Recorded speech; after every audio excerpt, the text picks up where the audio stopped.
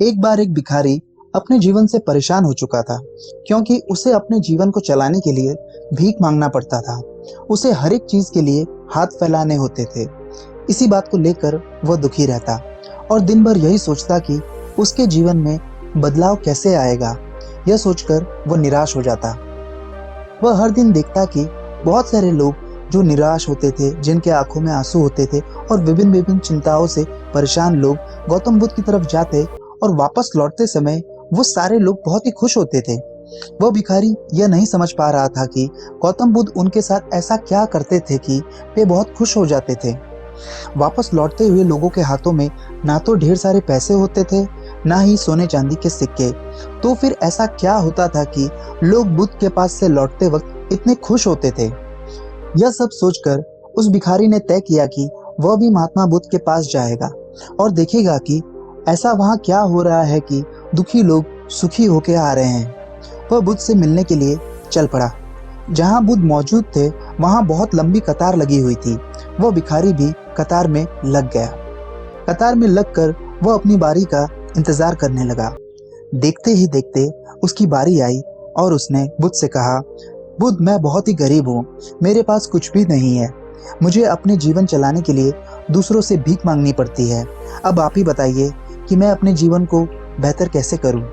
यह सब सुनकर बुद्ध ने कहा, तुम गरीब नहीं हो, तुम्हें ऐसा लगता है क्योंकि आज तक कभी भी तुमने किसी के लिए कुछ भी नहीं किया। ना ही तुमने कभी किसी को दान दिया और ना ही कभी किसी के लिए तुमने एक छोटी सी भी मदद की। यह सब सुनकर भिखारी के मन में एक आशंका जाग उठी। अपनी आशंका को दूर करने के लिए भिखारी ने पूछा, मैं तो एक भिखारी हूँ बुद्ध, मैं लोगों को दान कैसे दे सकता हूँ और कैसे लोगों की सहायता कर सकता हूँ। मुझे तो खुद अपना जीवन चलाने के लिए दूसरों से मांगना पड़ता है। यह सब सुनने के बाद गौतम बुद्ध थोड़ी देर चुप रहे और फिर उस भिखारी से बोले, तुम्हारे पास हाथ है जिससे तुम लोगों की सेवा कर सकते हो और दूसरों का भला भी कर सकते हो। इसके अलावा तुम्हारे पास मुंह है जिससे तुम लोगों से अच्छी अच्छी बातें कर सकते हो और लोगों का हौसला बढ़ा सकते हो। यह सब करके भी तुम दूसरों की सहायता कर सकते हो। जरूरी नहीं है कि दान सिर्फ पैसों से ही किया जाए।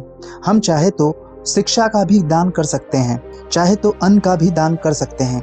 ऊपर वाले ने अगर किसी को अच्छा शरीर दिया है तो वह गरीब नहीं है, वह बस दिमाग से गरीब है।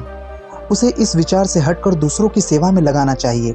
बुद्ध की ये सब बातें सुन लेने के बाद वह भिखारी बहुत ही खुश हो गया और उसका मन अब संतुष्ट था। इस कहानी से हमें ये सीख मिलती है, हम सब इस बात की चिंता में समय बर्बाद करते हैं कि हम गरीब हैं, लेकिन ये सत्य नहीं है। सत्य तो ये है कि जब तक हमारा शरीर पूरी तरह से बेहतर है तो हमें उसका उपयोग करके आगे बढ़ना चाहिए और खुद के जीवन को बेहतर बनाना चाहिए। अगर कोई व्यक्ति सिर्फ अपनी गरीबी पर ध्यान दे और उसके बदलने की कोशिश ना करे तो वो व्यक्ति मूर्ख है। इसके अलावा हमें इस कहानी से एक और सीख मिलती है और वो है कि दान सिर्फ धन का ही नहीं, शिक्षा, भोजन और अच्छे विचारों का भी किया जा सकता है। अगर आपके पास धन नहीं है तो आप शिक्षा का भी दान कर सकते हैं या फिर दूसरों के लिए अच्छे विचारों का भी दान कर सकते हैं। ऐसी ही और कहानियाँ सुनने के लिए प्लीज़ चैनल को सब्सक्राइब करें। Thank you.